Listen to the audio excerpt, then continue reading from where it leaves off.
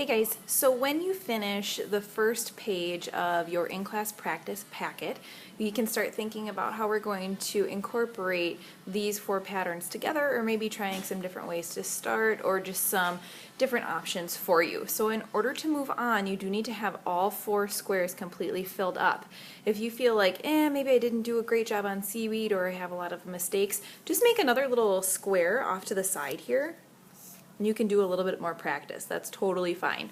Practice is always a good thing, okay? So when you're done, you can move on to the second page, and it says ways to start your moire. So I'm going to show you a couple different options. What I show you isn't your only choice, of course. You can choose a lot of different options or come up with new things. So the first one that we're going to do is a diagonal start. Okay, so for this one, we're going to just use tunnels. We're going to start with a diagonal curvy line. We're going to go ahead and put our dots on that curvy line. So instead of starting in the middle, we're just going across, and then it begins the same way. So we go from dot to dot, making sure the space in between our lines is relatively thin.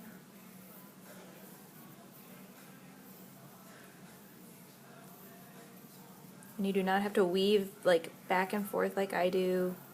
I'm trying to go kind of quick, so you can start from one end, same end always. Okay, so remember that you can also split these. So if you feel a tunnel is getting kind of big, go ahead and split them. Kind of looks like the top of a heart, still keeping the space in between the lines relatively small. And then we'll continue. Whoops, made a mistake there. Erase, try again. Okay. So the next thing that I want to talk to you about adding is something called teardrops. So teardrops.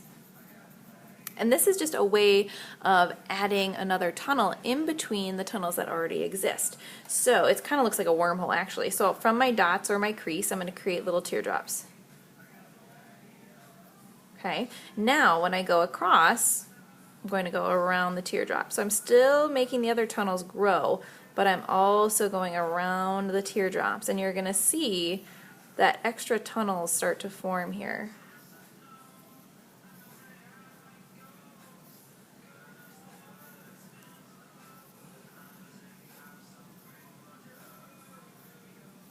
So see those starting to kind of come out?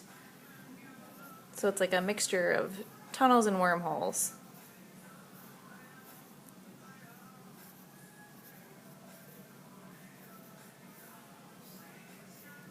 I'm always making sure to touch the line previous, so even though I'm really far away from the dot, I'm sneaking that line up into the crease so it looks like they're connected.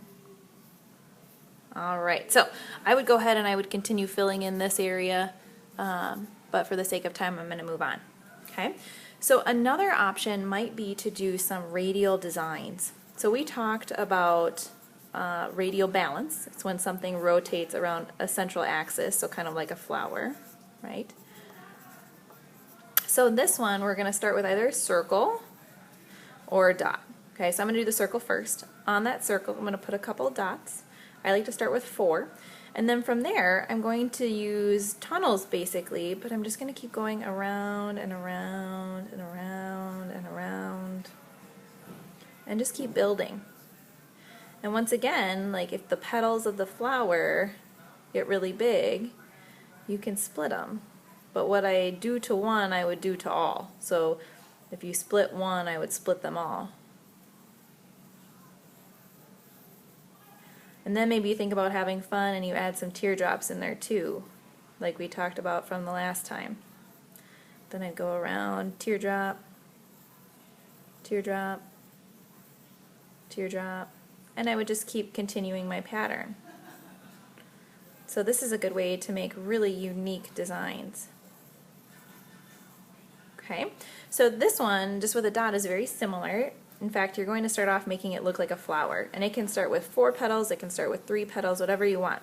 But then, from there, you just start making, they're almost like wormholes. You just keep continuing around, making sure the line is always tucking into the crease, going towards that dot.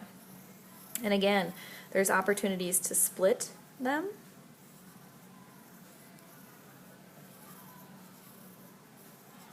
Going around here. Oops, I hit my other flower, so I'm just going to kind of jump. Hit the edge, kind of jump. Maybe you add some teardrops. Now I'm going to keep going around. So radial designs are kind of cool. They're kind of fun to mix in with maybe some other designs. Okay. The next way that you might think about starting is dividing the space. And you can divide it kind of organically, geometrically, doesn't really matter. I think I'm just going to do like a upside down Y, something like that maybe. And so in here, like maybe you do a diagonal start in this one.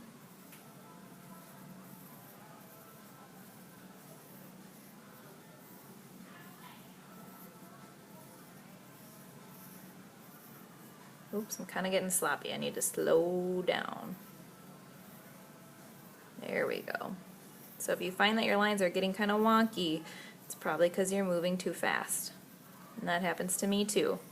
This is just practice, but we want to make sure that our practice counts. Okay, so I would fill in that entire space, then I'd keep going until my lines touch that edge, so it filled in the entire space.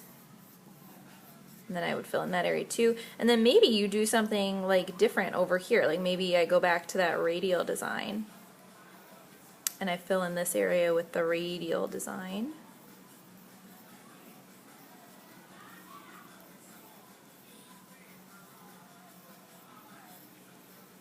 And I'd fill in this space entirely. Remember, you can split these.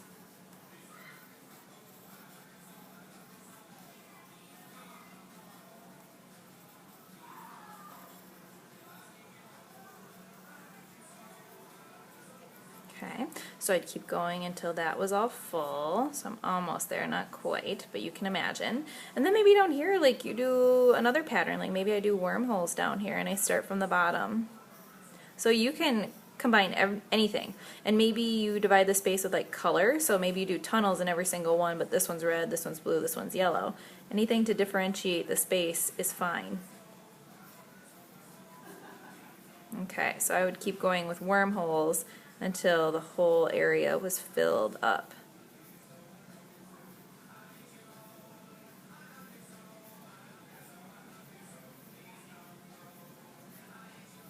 And wormholes is kind of tough because you always have to make sure that the tunnels are, that the line is touching the line previous. And if the tunnels end up touching like mine are in the middle here, that's fine. And then they kind of turn into wormholes. So you just keep working with them. Okay, so there's kind of how you could divide up the space. You can emphasize your line, make it a little darker. You could just let the patterns kind of look like they're blending together. Okay, so the next one, we'll call it cascading wormholes. Sounds really fancy. Okay, so for this one, we're going to start with our wormholes at the bottom. I'm going to start with like 3, okay? And I'm going to go across. So this is just pretty much fancy wormholes. So we're going to start with just our normal. We're going to go across, go around, make sure we're touching the line previous. Now, anytime you still have a flat line, you can add a wormhole. So we're going to go across, go around ones that exist. Oops, here's a new dot. Go around it. Old one, new one, old one. So now when I go across, I have to touch both.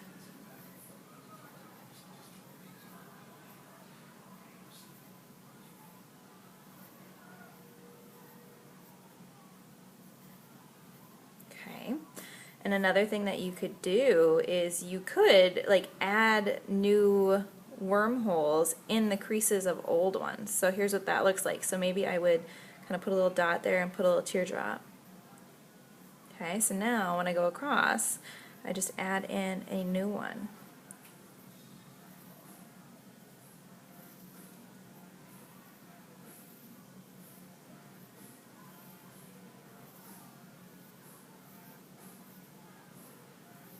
Okay, so it kind of looks like a waterfall of wormholes. And some might get small, like this one's getting awfully small, it might get kind of pinched off.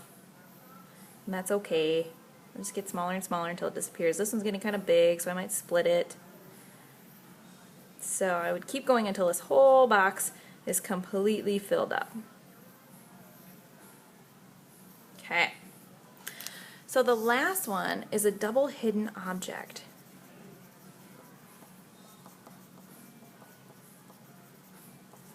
And for practice, I would maybe just do something simple. So I'm going to do, I think, just a square with a circle inside. Okay, so for this one, you'll need a pencil and then 2 colors. So I'm going to use pens for this. Okay, I don't recommend using pens. It's just what I had close to me. I would use colored pencils. That works really well. Okay, so just like on the regular hidden object, you start with your pencil or whatever color you want. And as you approach that first object, you switch colors. So I'm going to go with blue in the square and red in the circle. Oops, my pen doesn't want to work. There it goes. Okay. So just making it look like that line continues. Now I can go back and I can put my dots on it.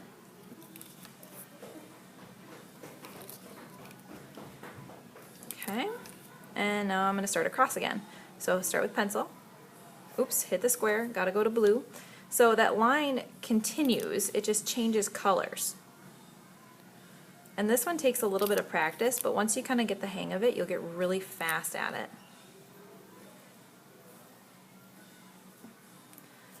So switch to blue, switch to red. My red pen isn't working very well. Oops, I need blue, not pencil.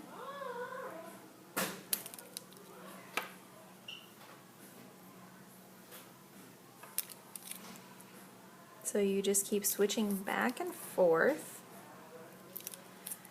The pattern continues. And again, remember, this sheet is practice, and I'm actually going a little fast. Like if it were like the real deal, I would make sure I really slow down, but I don't want this to be a 20-minute video. You probably don't want to listen to me for that long. And you can kind of see I flip-flop from working on the top to the bottom, and that's fine. You can do that, and all the same rules apply. Like you can split tunnels, you can add new teardrops. That's totally okay. So I would keep working on this until my entire box is full. So then I would have a blue square with a red circle in the middle. Okay? So you are left with one extra box. You might practice combining some of these. You might make up your own thing. It's completely up to you, but I would like you to try something in here. You can name it something if you want. Maybe you work with a partner. Maybe you get some other ideas from other people, but that's the goal, is to make up something unique or some kind of combination of these guys. Okay? All right, good luck. Have fun.